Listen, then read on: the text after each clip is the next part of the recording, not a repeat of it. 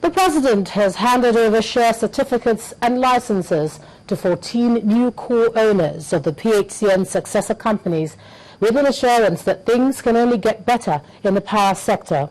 President Jonathan described the process of privatization as the most transparent in the history of the country, and that the government's working out ways to tackle the challenges, such as the payment of severance allowances to the PHCN staff.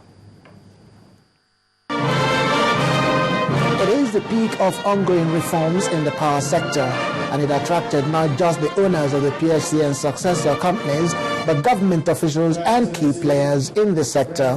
At the last count, 15 companies are sold. They include 6 generation companies and 9 distribution companies.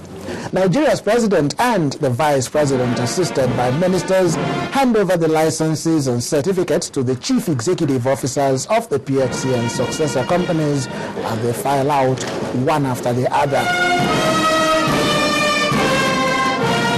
In what looks like an answer to the protests and criticisms that followed the privatization program, the president has a word for those who are not easily amenable to change. Even if the change will benefit people, who will say, let us see the benefit first. And sometimes the change has to take place before the benefits, but they say, no, let's see the benefit before the change. People are always reluctant for changes. Yes, change is a constant, but what happens to staff of PHCN whose severance allowances are yet to be paid? I want to assure all our people that things can only get better from this point onwards.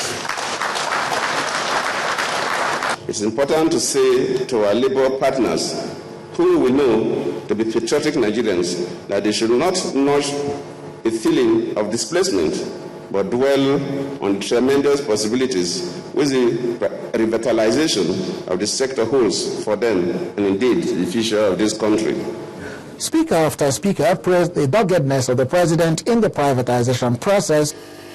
The new owners of the generation companies are expected to build the capacity from the present level of performance to additional 5,000 megawatts within the period of 5 years. I should add that the slight delay in completing all the payment is due to the large number of workers, large sums involved, and the need to take all needed caution to ensure proper implementation before the eventual physical handover of the companies. The challenges in the power sector cannot be tackled without adequate finance and gas supply.